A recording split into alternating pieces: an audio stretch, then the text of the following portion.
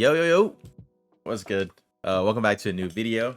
It's a new game, so we're back at it with a new listen in.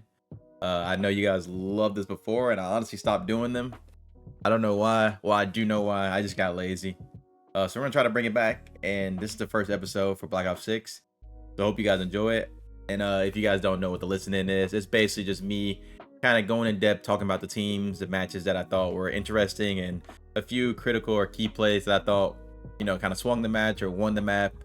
But I think this episode, since the first one, it won't really be too in depth because I'm only gonna go about the last weekend that was played, and I'm really gonna go and kind of talk about our matches and kind of look at the standings and let you guys know like what I think my honest opinion is about every team and where they sit and, you know, stuff like that. So this one won't be too in depth as they would be like later on, but we're still gonna yap, you know. So I hope you guys enjoy this one. Make sure you subscribe, follow, comment, follow. Make sure you subscribe, like, and comment. Jesus Christ. Okay, let's get into it then. Let's start. Obviously, first match of the weekend on Friday was LA Thieves versus Los Angeles Guerrillas, or Gentlemates, whatever y'all want to call them. Obviously, LAT wins 3-1. Pretty dominant. I wouldn't say dominant, like in a sense of like the scoreline, but I don't think anybody ever felt like they were gonna lose this series. I think that they came out and said that they played like some really bad hard points, and I think from just watching them from their standard, it definitely looked bad. But I also don't think Gentlemates is that bad of a team. So I think LAT just came to play, and they obviously clutched up. I think this definitely should have went to a game 5. Envoy popped a crazy 2-piece on the last skyline to, you know, win it. I'll show you guys. I mean, to be fair, this is probably the best map of the year so far, in my opinion, because of how crazy it was. But I think the ending to it is like the craziest thing, especially because I feel like Gentlemates kind of trolled. You know what I mean? Like, I feel like that was like the biggest thing for me. I don't know how loud this is for you guys, but I hope it's not too loud. Okay, so basically, LAT has a full rotation to P4, and in this spot, I think this is another reason why they said that their hard points are really, really bad, because in this spot right here, with this exact picture, it should be LAT win 10 out of 10 times. This hill is like one of the hardest hills to break on this map, I think, and it's usually a full 60 if you can get the first wave, and I think they kind of trolled this. I won't go into depth why I think they trolled or how they trolled it, but I think that's definitely one reason they're looking into this, is because in this exact spot right here, it should not be losing. Obviously, Priester gets in, has a crazy 2-piece, insane, and then the spawns flip, as you can see. Gentlemate spawns in the back, and I think in this exact moment right here, it's Gentlemate's game to lose now. They should win this, honestly, probably 8 out of 10 times. Only reason I say 8 out of 10 is because the fact that it was so trade heavy, that like LAT is a lot closer than they should be, just because of how the trades went down. And then obviously LAT has 249, they need 1 second, so that's why it's not more 10 out of 10, but I'd give it probably like 8.5, 8 out of 10 chance of winning this. Why did it just mute? They even get the first kill. Lens is in. It's not over yet. Lens is in. Holding the point. The contest. And I don't know about the crazy too. Kiss me down. My God, what a hard point. Wow. Yeah, honestly, crazy match. Like I said, I think Gentlemates is like 0-4 right now. We'll look at the standings later, but it definitely isn't the ideal way for them to start the season. And I don't think they're a bad team at all. Obviously, they're world champions, but I think for this match, it was going to be a hard one regardless, because LAT is definitely looking like probably the best team right now. But I think if there was a chance to beat them, it was definitely in that match, because they did not look as good as they have. All right, on to the next match. We had Cloud9 versus Minnesota. Honestly, a pretty evenly matchup if you're just looking at it on paper, like how the year's going. I feel like Minnesota's been super underrated. I think they've been a really good team. They mesh really well. I also feel like Cloud9 has started pretty weird. I feel like they've had a lot of issues with servers and how matches have been going because of their internet or whatever's going on. But I think they got it fixed, because they did do some tweeting about the Denver server, and it's probably the main server that they're gonna play on versus a lot of Dallas teams, just because it's the most even. When you look at the Cloud9 team, I feel like they have like the right people in the right roles for their team, and they should be good. So obviously with the servers and everything fixed, they should win this matchup, and they did. And I think they did it pretty convincingly. They lost the control, but I think Minnesota's a pretty good control team. Same with Gentlemates. I think that's let me go back and look, because I'm pretty sure that's the map that Gentlemates won. I'm assuming had to be, because if anybody's, they're probably the best control team right now, Gentlemates. in my opinion. I think Minnesota's still in a great spot. They've been looking pretty good. I think they're definitely a dark horse team that a lot of teams don't take lightly. On to the next match. We got Miami versus Breach. Breach wins this game 5. I think the one thing about Breach this year is that they've been really good at S&D. Their S&D has definitely been their high point for them as a team. And I think it's actually carrying them in a lot of series. They beat us game 5, obviously. Won't go into depth about that one, but I think that is the main thing for them. I think Miami, I don't know what's up with Miami, because I when we first started screaming, I thought Miami was pretty good, and I do think they are still pretty good, and they got a lot of things to work on. But I feel like the way they play the game, it just looks more awkward compared to a lot of the other teams. But anyways, Boston gets it done. Obviously, this is game 5, so Miami didn't play too bad. It's not like they're getting shit on. I definitely thought Miami was gonna take this one. I'll just say that. I'll be 100. I thought they were gonna take this one. I don't remember any like plays from this one. I don't even think I got to watch this one just because we were the next match after this. So a lot of the times whenever you're the next match, you don't really get to watch the match before you because you're scrimming. But yeah, great match out of Boston. Simple as that. We move on. Next match is us. Obviously, we play against. I already have this one up. So we played against Surge. Obviously, red card first match, we lose. And I think a lot of people are going to start questioning why is Optic playing red card when they have Chachi and Kyler on the team. And the funny thing is, I said this in an interview, it was their map to pick. Kyler and Ant, well, more so Kyler, it was just about what are they most confident on. Because I think me and Brandon were on the same wave. We just wanted to play whatever. And if they were confident on it, we were confident on it. So they wanted to play red card, we play red card. We lost it. Obviously, I don't think we won it yet. But for all the Optic Texas fans, it's been good for us in scrims. I can confidently say that it's been really good for us in scrims, actually. So it's one of those maps that plays so much different in a match setting that the game just, I want to say it slows down. It definitely slows down, but it comes a little bit more. The map comes off a little bit more kill horrorously, like kill horrors, I guess, in matches. And honestly, red card in scrims does not feel like that. One thing that I thought was really good about this match is that we won the red card S&D. I think S&D for us is definitely, for a minute, I think picking up Kyler definitely brought in a lot more reps for us because he's obviously been playing in challengers and they play a lot more of S&D than us. So he actually gave us a lot of ideas and a lot of strats that we definitely weren't calling in our previous matches. So shout out to Kyler for that one. And then we obviously won the next 2. Protocol was pretty dominant. And I think this match for us was definitely, I guess it was just like a confidence boost or like a momentum boost. Like we knew we obviously should win the series, but it was just like how the scrims were going with Kyler, they were going really, really well that we just wanted to show it in the match. And after the first map, it kind of felt like, oh, what the hell are we doing? And then we kind of steamrolled the next 3. So I think the one thing about Vancouver is that they, once again, have the right mindset of how to play the game. I just think it's like the slang for them is the main shit, and maybe it's just a ping shit because they obviously have really, really good players on their team. So maybe when it comes to land that they show up different, who knows. But yeah, GG's to them. I think of any crazy plays. I think one of the craziest plays of this series was definitely the Bruce 1v2. I'll kind of go over this briefly. So we're in a situation where we're in 5v4, 26 seconds left, so it's basically in their favor to win the round just because they're on defense and they can play the clock a little bit, so we have to kind of rush our plays. I think right here I die early, which is not bad, but it also was like a troll death by me because it was kind of like a frustration death, I'll say. And not in the sense that like I was frustrated at the team, it was just like we knew, like I knew one was going to what we call trips, to like the little out of palms here, and I see him here, and so I'm like, oh, it's a 5v4. We should just kill this guy instantly. So then now they only have 3 lives. Like that's my mindset. And like as I'm ironing him here, like I see him lay down. So I'm like, okay, I see Brandon looking for him too. So I'm just gonna overextend and go try to kill him.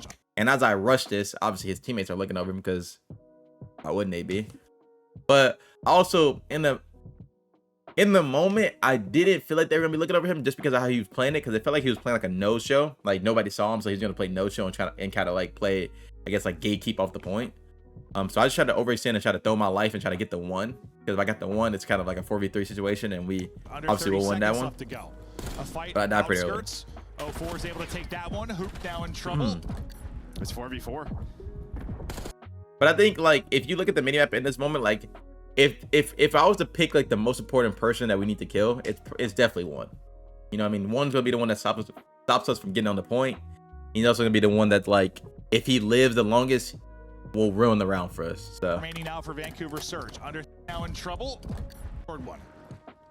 So if you're I'll just skip to it. So then here, obviously kills go down 2v2. Here is there 1 second. I didn't realize that at first I didn't realize Bruce was on the point. He's able to get on it. So I'm like, okay, cool. If you're on the point here and I see him looking here, I was like, I'm gonna get your right, Bruce. And you'll see. I shoot the guy top and then I go to get low right. And I have low right from like the left side of the door. And we both started looking right. You'll see. So then here I'm like, holy fuck, I don't know what to do because he just ran back towards me. So I look top, and as I look top, the guy hits up the right. Because at first Bruce was on the right of my screen, so I'm like, okay, he'll get right. So a small win there, but they win the round. They're just gonna get on the point. We end up winning. The nades may be exhausted. 1 versus 1. Insane. Dashy wins it. Oh my God, Dashy with both. Bang. Anyways, like I said, GG's to Surge. I don't think it was that crazy of a match. Obviously, we should have won the red card. They played it pretty well. It is what it is. We move on. Next day, Saturday. So first match of the day, we had Falcons versus Toronto. I thought this one was kind of interesting because of the fact I'm pretty sure they played protocol. Oh, they had protocol. If I remember, yeah. So, I don't really talk about first match. I think first match was all Toronto. Falcons kind of fought back, but I think you've seen Falcons play a lot of Skylines, so it's definitely their most comfortable map. So I think winning at 250 to 180 basically is a pretty comfortable map for Toronto. But I thought this was interesting that they played protocol. Obviously, protocol SD not really that crazy, but I think it's protocol control. And I don't want to say that this is the mindset that Toronto had, but it felt like they had the mindset that they just want to spawn shut the fuck out of Vegas, and they were just better. A lot of teams haven't played protocol control, and either they like it a lot, Toronto does, or they just had that mindset. But I think nobody really had this one going like Vegas's way. No offense to them. I think that they definitely have the potential to be a good team or a mid-pack team, just because of the fact that I think they have the skill. It's kind of like the mindset and like, I guess, map awareness that they definitely lack a little bit, and that may come from, you know, not playing in this region. And obviously over time they might develop it pretty quick. So I think that's gonna be like the biggest thing, is if they can understand it and learn the ways of like how, I guess, we play. And I think Clay being their coach will definitely help with that. So I think the Vegas Falcons will definitely, you know, move up in the standings later in the season just because they can shoot. So they just need to learn the small things. Next match, we got us versus Gentlemates. Once again, Gentlemates, in my opinion, dark horse. They shouldn't be really dark horses because they're world champions, but I think a lot of people underrate them. They definitely have a weird play style when it comes to certain game modes, but they're a great S&D team, I think. And like I said, they're really, really good at control. So in this series, it was kind of our main focus was to try to win the control. And honestly, in my opinion, we should have won the control. I think they misplayed a little bit and we kind of didn't take advantage of that. But also too, we got reset cheese. Let me see if they have it in the video. So that was a cool hole. Like I said, in this scenario right here, same scenario as LAT. We are all 4 on the hill, all 4 up on P4. We basically have full 30 seconds for up. What? Like almost like 120. That's like 115 or something like that to 60. That was squeaky clean. But that's a significant lead. And then the game ends, obviously reset. They win the map. We go game 5. Bam. Game 5, dominant game 5. Insane 1v2 from Kyler in the game 5. If you guys haven't seen it, we can definitely go look at that because I thought it was actually fucking nuts. Granted, your boy did get 2. Me and Kyler are in the 42 and your boy got 2. You know what I mean? I did get an insane 2. I think somebody scammed. I don't know who it was that scammed, but somebody super scammed. A lot of it. Found it. What a win on Doesn't make the play, gets 2. I kill this guy. This guy. Oh, it's Caesar. What a win on the Dashy. That is so tough. And he can't get away with his life. But now, huge advantage seems to evaporate. It's a 2v1 all down a Hook. He gave Hook an opportunity. He has an aims, though. It's tough to get these down. But here, like, I think the way Kyler played it was actually like perfect, because I think in this moment right here, you kind of got to think. I'm like, yo, Lens is P2. You're missing 1 in the bomb. So once he figures that out, and Lens doesn't really peek this area, you know that Lens is backing up to go to their zip. I think that's the idea. That's what we're all calling. Like, yo, that guy's gonna be zip late because if he's either gonna peek this or he's gonna peek any of this to get info, which I think he should have. But I think he kind of played it too safe. An opportunity. So Kyler playing it fast to take the 1v1 on the bomb initially, so that Linz isn't there to help is pretty big. But I also think Priest is kind of moving too much. So fast. Kills him, and I also think this is just drunk. Obviously, Priest is calling one shot, but it's like, Oh my goodness. if you're gonna take the child like this, like you should just slide the computers. Prescient play. Oh. You know what I mean? Oh my goodness. This is kind of like a, I just shit myself moment. But yeah, we take the series game 5, win the game 5, and I think another high note that we can take from this is that our S&Ds is looking pretty good. They're looking pretty, I guess, smooth. They're looking actually coordinated, and I think that's, like I said, that's off the back foot of Kyler having so many reps and kind of getting us ideas of what we want to do, and him, you know, leading the charge because he's the one that's calling most of our strats right now in S&D. So until we obviously get up to par. But yeah, on to the next match. GG's to M8 or Gentlemates, what do you want to call them? Next match, Carolina versus Atlanta FaZe. So insane shocker for the whole league. I think I don't think there's a world where I thought that Carolina couldn't win this. I definitely didn't think they would win in this fashion. They 100-point clubbed them and they kind of just smoked them in the rest. They went down 0-2 in the vault control and then reverse swept basically. And honestly, I don't think there's anything really bad to say about this Carolina team right now. They're definitely a lot better than I thought they would be. I think T just fucking, I'm sorry to say it, sorry for my, you know, my language, but he's insane at this game. I think, you know, likes his game a lot just because you can see it in his gameplay. He's way more confident in this game, and I think it fits his play style. But I also think they definitely got the right pieces. So good shit to them. I think FaZe obviously needs to lock in because you definitely don't want to get 100-point club and then get 3-0 like this. But I think they definitely are in a crisis of like maybe a little bit overthinking. You know what I mean? I think that's definitely one thing that they're doing a lot is just overthinking. You can tell in their gameplay, like they're hesitating a lot. They're not really playing the Atlanta FaZe way, I guess is the way you want to put it. But who knows? I think when the break comes back, they'll definitely, you know, hit that gear that they're supposed to be in and lock in, because I don't think they've ever started this bad ever in the CDL. So good stuff to Carolina. I think they're in a good spot. I think they're number 1 in the standings right now, so that's pretty crazy to say. I don't think anybody in the world had them there for the first split. So good shit to them. I hope they keep it up, but also I don't know if we play them. So if we play them, definitely don't keep it up. All right. Next few matches, we got Boston versus Vancouver. Once again, game 5 for Boston. They are in hella game 5s, and they win it again. Once again, S&D. Surprising to me was that they lost the second S&D or the first S&D, but I think the main thing, once again, I was saying before, is that Carolina's respawns are just them just basically getting outslayed. And they don't, it's not that they're playing the game bad or anything. It's just like, I don't really know. I don't really go into specifics, Jesus Christ, about their game, but I think they have the right mindset. I mean, they have a good coaching staff. They have great players. I've been gassed at 0-4 since the last season, and I think that they'll eventually figure it out. But like I said, once again, it's hard to say because respawns could definitely be ping related, but these scores don't really say that, I guess. Once again, great showing the Boston with their composure in game 5s. Well played to Boston. Once again, win another game 5, and they're sitting at 3-1 just like us. So on to the next match. We got Toronto versus Miami. So once again, I don't really know what to say about Miami because like they're not a bad team. Obviously, like maybe in the standings they don't look too well, but I think they're like the issue with Miami sometimes is that they're in like literally picture perfect position and they just troll. And that's just my best way to put it. Obviously, Toronto's a hard team to beat, but I think they have multiple times in the series to win it, especially on game 1. I think they got broken on the P4. Let me see if make sure. Let me make sure I'm not making up shit, but I'm pretty sure they got instant broken on one of the P4s. Like right here, hill pops, like you're basically set up for a good 30 points, and they don't even get that. I don't think. I think they end up getting like what, 10 point, 20,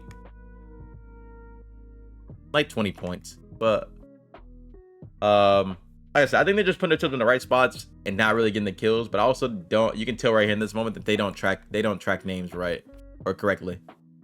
And it tells a lot right here because they get 3 dead. You'll see they get 3 dead, and then like people like I guess it's right here Lucky in this spot. He just instantly starts running away from the hill. And realistically, in a 3 dead and you're missing a guy and you know you didn't have everything really covered, you can't really run away from the hill. That's not really the Sweetest sound best play. Unless they thought they had him accounted for somewhere else on the map, which could make sense. But then again, like your teammate spawns out right here, this tells you all you need to know. As soon as 4 spawns out, also, I don't think I've ever seen this spawn. Now that I look at this, he just spawned on top of the cat. That might be an insane spawn.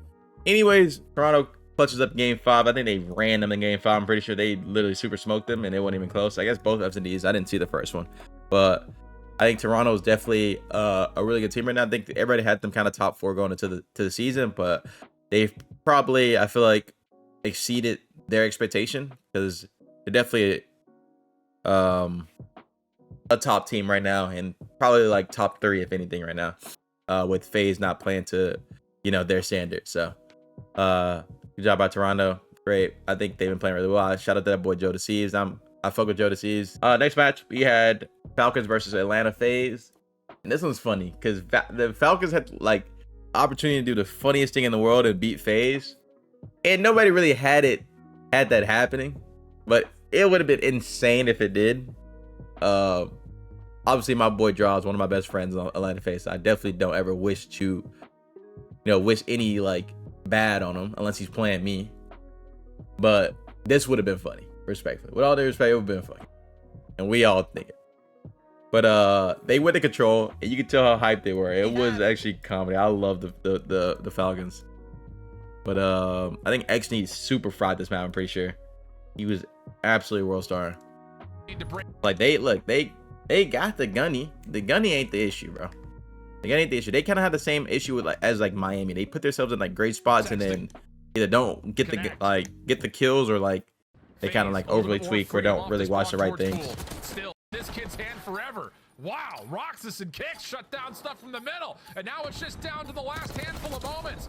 And I imagine the smiles for FaZe are going to be completely wiped from their faces as Vegas get a control win versus Atlanta FaZe to extend the series. And I think that was actually their first respawn they won since the year started. So obviously super high for that against a team like FaZe. But yeah, I mean they kind of got steamrolled in the rest of the maps. So I think FaZe won't really take this one as too crazy of a dub or like confidence boost or a momentum boost. They'll just look at it as like job's done, like that was what we were supposed to do type of thing. But yeah, I think they just got to come back with a different mindset and kind of stop overthinking. But on to the next. We're in the last 2 matches. We got Carolina versus Cloud9. This one was super close. Obviously Cloud9 takes the first hard point. I thought was surprising, but I think Cloud9 is a really good team on Skyline, but Carolina also is as well. They actually got reverse swept in this series, and from watching it, you could tell that the reverse sweep was happening just based off the control. Control was super trolled by Cloud9 in my opinion, and then I think Carolina is probably the best hardpoint team on Protocol. They definitely know the map down to a T. They got it really down to a T, and they obviously basically hardpoint clubbed them. The Pioneer, I even called it when we were watching the match. I'm like, bro, you're playing the Pioneer in the game 5. Worst feeling. I had that same feeling when we played against Boston at Champs and Vanguard, even though we won it, but we went round 11. But the Pioneer gonna show up for sure. He did his thing this map, obviously slammed. Good shit to them. Obviously, like I said, they're undefeated right now, so I feel like Cloud9 definitely needed to make the control a little bit closer or not lose the way they lost. I'll say that. But I think Cloud9's still in a good spot. I think they're definitely super. They should still be super confident just because they have a team that is made to do well. So they obviously played, I guess, one of the best teams right now. So it was tough regardless. Last match of the weekend, we had LAT versus Minnesota. And obviously, LAT take it. I think the thing about this one is that I honestly thought it would be a lot closer than it was. the protocol control was insane, because I'm pretty sure they get like Minnesota gets reverse swept in the protocol control, and I don't know what the hell they started doing after going up 2-0, but it looked insane. I ain't gonna lie. Yeah, they were up 2-0. They did some illegal shit. I'm not gonna lie. I'm not gonna really go over it because, like I said, I don't want to go too in depth on this one, but this one was definitely damn. And like I said, I don't think they should have won the series, Minnesota, but they definitely had a possibility of doing it on Skyline SD, just because I think Skyline SD is super fluky. I think the whole world would agree on that one. Still kind of mind blown that was even played. But regardless, LAT gets it done. They're obviously still undefeated. Like I said, probably the best team right now, if I had to say. And they're obviously a tough team to beat, but I think Minnesota obviously are probably pissed about this one because they definitely probably feel like they should have won this one, especially with how close it actually was. But yeah, GG's LAT, and that was obviously the last match of the weekend. So I'm gonna kind of look at the standings, kind of give a little overall view on the standings. I'll kind of move my cam so you guys can see as well. So Carolina obviously in first place because they're 4-0. They have the best, I think, map record, or I think this is maps. We're obviously here in 5th. So for the minor bracket, I think, let's see if it shows the minor bracket. So for the minor bracket, we don't have a bias since we're not top 4. We play Falcons first, Cloud9 Surge, Heretics FaZe, Rocker Gorillas. The cool thing, funny thing, I think everybody kind of brought it up. It kind of has like all the blue teams versus each other, all the green teams, all the red teams, red and orange, I guess, and then all the purple teams. But yeah, obviously the biggest surprise, Atlanta FaZe down here at 10th. I don't think they've ever seen this next to them in the standings, so that's kind of crazy. I think Gentleman is also surprised just because they haven't won a match, and like I said, they're world champions. So I think they'll obviously figure it out. And for now, this is what we're looking at going into the major. So for the major, I think I'll kind of give my opinion on the matches. I won't talk about our matches because I don't want, no juju. But I think Surge versus Cloud9, I think Cloud9 will take it. I think this one has the possibility of going to a game 5. And this is obviously like a funny rival type of thing just because of O4 and Dante. I definitely think this will be closer, a lot closer than everybody thinks, especially because at least the pings will be a little bit closer, I'm pretty sure, for both teams. And then they'll go, whichever team goes on, which I pick Cloud9, they'll go on to play Ravens. For Heretics versus FaZe, obviously got FaZe. I think FaZe takes it like 3-1. I'll say that Heretics takes a S&D because I think right now FaZe's S&D is not looking too swell. They've always been one of the best S&D teams in the game, if not the best S&D team. And right now it does not look like that. So I'll take the Heretics on the S&D and then take FaZe 3-1 in the series to go on to play LAT. Obviously, for our match, I say we win it because I'm just going to be confident regardless. I don't give a damn what team is right next to us. We're winning that. We'll go on to play Breach. For the last match, we got Rocker versus Gentlemates, which I think is an insane banger. Because I think both teams right now are kind of like in a weird spot where they're like good versus some teams, bad versus some teams. But I genuinely think Minnesota takes this one. I'm sorry to the Gentlemates, but I think Minnesota takes this one. And I'll say I should give it a game 5. I'll give it a game 5 Minnesota. But I definitely think it definitely goes forward just because I'm super confident in saying that Gentlemates is the best control team. So definitely think they take the control. So then I've got Minnesota going on to play Toronto. Yeah. Let me know in the comments if y'all agree with that one. And then obviously y'all can fill out the bracket however y'all want to. But that's gonna be it for the video. Like I said, I was gonna go into in depth with this one since it's the first one, and I didn't really get to go over the first few matches. But yeah, you guys let me know what you want more in these. Obviously, if you haven't seen these before, this is kind of how I do it. Kind of go over and talk about, COD. But this one I didn't really get to talk too much because one, didn't really get to watch too many matches. Like I said, I would much rather do each weekend. Each weekend, every weekend that we play. So going forward, I'll try to do it and keep up with it and be consistent and not be lazy. But like I said, hope you guys enjoy this. Shout out to all y'all who, support and are still supporting. I obviously see that I'm still, I'm obviously gonna be. I might be the most talked about player in the beginning of every game, and I see it. Trust me. But for all y'all that support, trust me, I'm coming back different. Slow start. It is what it is. But your boy, don't count me out. Shout out to y'all. Later.